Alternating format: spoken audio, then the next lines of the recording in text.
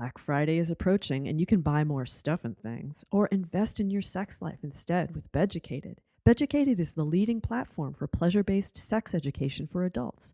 Whether you're single, in a relationship, or exploring your own desires, Beducated is a safe space for everyone, regardless of your sexual orientation or gender. Beducated brings pleasure-based sex education right to your bedroom with over 100 online courses from the world's top experts. Join now with 65% off. That's only $69 a year. Use code SAVAGE69 and go to beducate.me/savage69 to get the biggest discount of the year. You're listening to After Action Report at Savage.Love.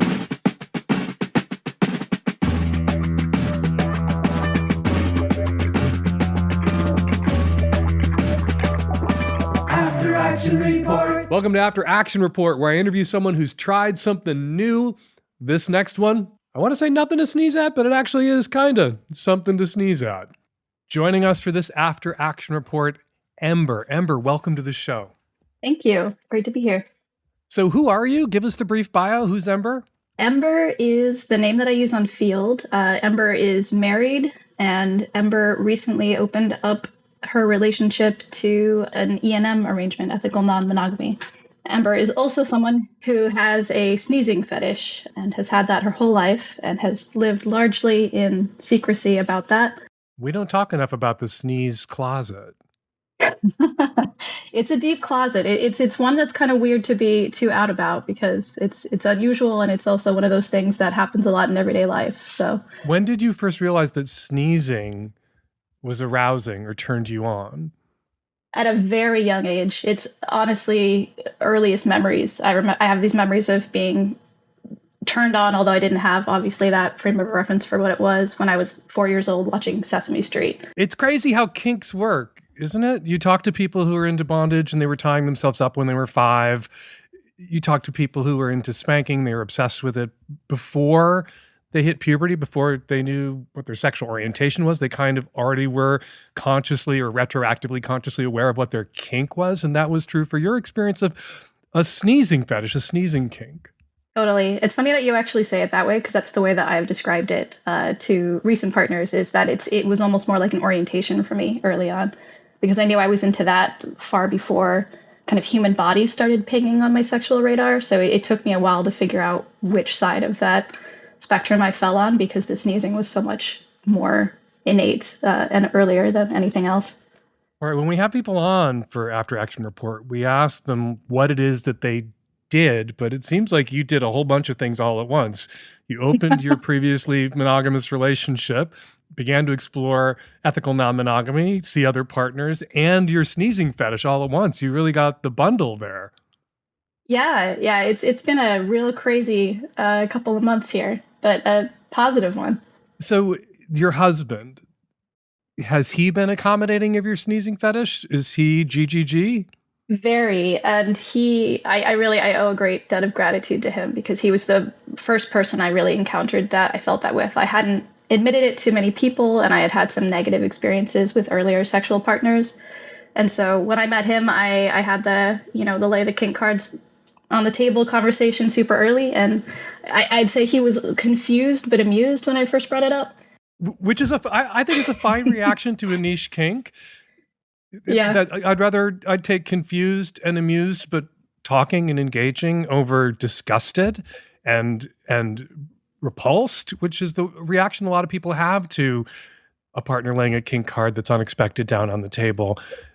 Totally. And that was the reaction I had earlier before meeting him. I'm so sorry that you went through that. Would you describe yourself as a sneezing top or a sneezing bottom? Do you want to be the sneezer, or do you want somebody to sneeze for you? I definitely want someone to sneeze for me or on me even. But yeah, my own do nothing for me and are in fact like fairly humiliating. So I definitely try and avoid that.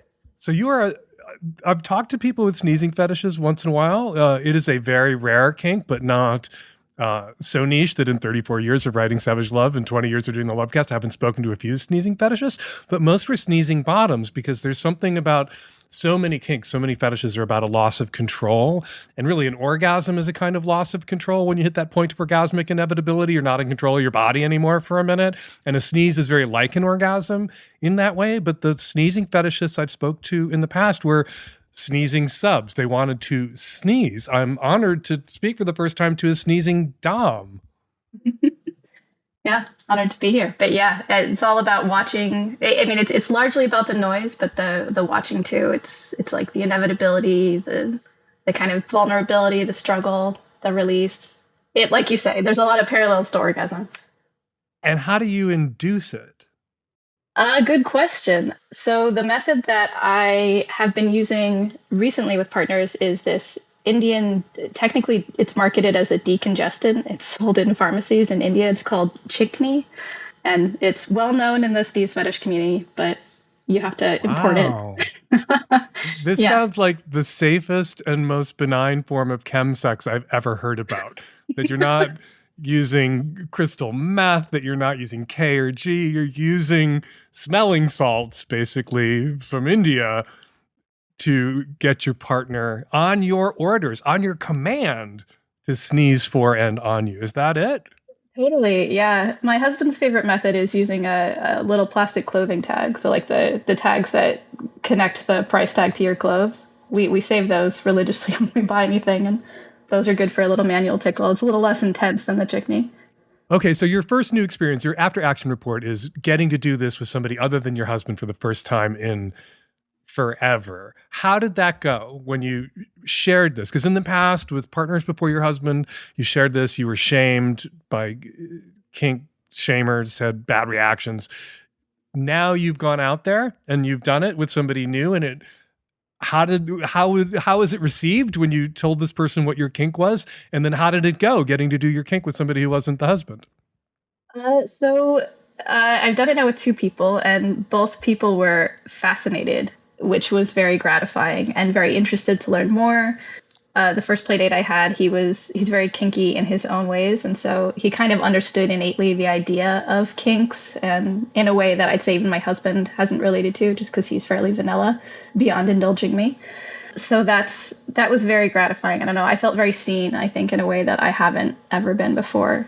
And it was really fun to delve into the psychology of it with someone who was so genuinely interested and then like ready and GGD to use and apply what he was learning. Man, there's all praise and glory and honor to the vanilla GGG indulgent partner, but there is something about getting your kink on with a kinkster who understands at some sort of gut level, even if your kink ain't their kink and vice versa, but they understand the compulsion and the need to act on this thing that might baffle somebody else, that somebody who loves you might go there, but a kinkster is going to be psyched to go there in a way that the GGG spouse may not be as psyched to go there. 100%. Would you say that's been true of your experience? Yes, and it gave me a chance to test out how GGG I was, too, because there was a lot of kind of give and take with what his kinks were. He's very into a lot of things, really, but particularly BDSM. And so it was my first taste of playing with a little bit of like a dom-sub dynamic and bondage and finding ways to... So many new experiences to give us after-action reports about. How was bondage the first time? It was great. Bondage was something I never thought that I would be into, or submission for that matter, because I've always been a very feminist, very strong kind of woman, and viewed that would be, degrading in a way that I couldn't get into. Turns out that's super hot. It took quite a lot of, as I'm sure you and probably many listeners are not at all shocked to hear. But yeah, it took a lot of trust building, but by the time we got there, I was very, very ready to just submit. So he tied you up, and then later you guys had a reciprocal scene where you got to dom sneeze him. So I was the sub completely in this scene, but it was interesting. We used sneezing in that way as a kind of almost like humiliation degradation thing. So although he was, disempowered by sneezing, I was tied and cuffed to a chair. I had like a very low vibrating pad under me that was really just frustrating more than anything else that I could kind of grind on, but not enough. And then he had the Hitachi in his hand. He did the sneezing powder. He was kind of above me, sneezing onto me, and deciding when I was allowed to get the dose of the Hitachi that would kind of push me over the edge. Oh my God, you're giving me a sneezing kink listening to you describe this insanely hot scene. It was very hot. So I'm sure there are some people out there listening who are a little grossed out because you think about it when sex, if you're really into somebody, you're drinking gallons of their spit, you're, eating their pussy and drinking their vaginal secretions, or eating their ass, and you are ingesting rectal mucus at some point if you go deep enough, swallowing their cum. If she's a squirter, you're swallowing her cum. And if you're really making out or having intense oral sex, you are getting some snot, right? But to get sneezed on, to want somebody to sneeze on you, part of what you're getting is snotted on, right? Yeah. I mean, the technical name for the fetish is mucophilia. So some people are really into the snot aspect. I am not one of them. A little incidental snot certainly doesn't bother me, but I like the spray, I would say. The spray. Like, can you mount a defense for the people into the snot part? Because I'm sure there's a lot of people out there who've ingested a million other bodily fluids. Oh, totally. Right now going, I mean, it's all fluids. About right? this. Yeah. Right. It's all fluids. No. It's all fluids. I don't think there's any more contact than you get, as you say, from a heavy anything else section. You're really just making out. There's definitely a lot more spit swapping, honestly, in making out than being sneezed on. So I want to end with tips for people who might want to try the thing that you just tried and came on to share and talk about here on After Action Report. But I want you to pick the thing that you're going to share some advice about doing for the first time. E&M, bondage, or sneeze play with a new partner, or rolling out a niche kink to a new partner. You pick the one and give a little bit of advice for somebody who's curious about one of those three things. I'm going to pick the rolling out a niche kink because I felt very self-conscious about that. And it's the reason that I chose Field to use, because I knew that it was more of a fetish and kink positive community. But even still, I felt very demanding. And I have felt very empowered with the positive response I've gotten to just like lay it all out there and say, write my profile, this is what I'm looking for. Most of the time with people I've met up with before I will do even like vibe check meets, I actually ask for them to record a sneeze for me, which, so I have people auditioning. Oh my God. And you must have then a growing audio spank bank. Oh, I do. Living my best life. You have people out there making your porn for you, living your best life. I love it. And I want to jump back to something you said about, for you as a feminist, the submission or bondage felt like someplace you didn't want to go, and yet you went there and you felt weirdly empowered by it. I think nothing makes you feel more powerful or reminds you how powerful you are than giving up your power and then getting it back. Because when you get it back, you feel it in this visceral way that if you're just powerful all the time, it becomes almost background noise. But when you've been deprived of your power consensually, briefly, by someone you like and trust during a sexual encounter because you're tied up or you're submitting, once that's over, it's almost like the lights go back on and you're like, wow, it is really bright in here. I am really powerful. And in that way, I think for a lot of people who are feminists of any stripe, or that this kind of kink play, if it speaks to you, if your hang up about not wanting to go there is feeling like you're betraying your feminist ancestors or your gender studies professor from 30 years ago, you're not. It doesn't deprive you of your power. It actually makes you more consciously aware of how much power you actually have, in my opinion. 100%. And I would say actually that particular date, it was a great example of that because it was after work. It was a day at work where I had done a really important presentation to a bunch of high-ranking people. I came in feeling like a boss. I immediately surrendered that power at the door, was given the instructions for what we were going to be doing and what my role was and what the rules were and what would happen if I did not obey. And then as soon as those lights came back on, metaphorically, we played a game and I trounced him. Like an actual board game. Last question, circling back to the sneeze fetish thing, because it's just so fascinating.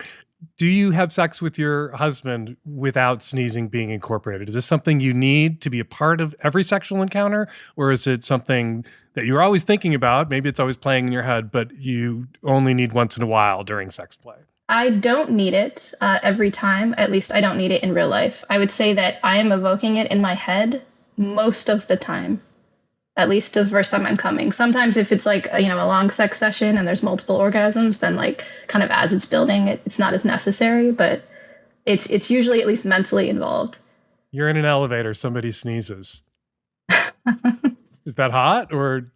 I mean, it entirely depends, right? It's like anything else that's a turn on. Like, you see a naked body and you're not necessarily turned on. It kind of depends a lot on the context and the person and the quality of the sneeze. There are definitely sexy sneezes and not sexy sneezes.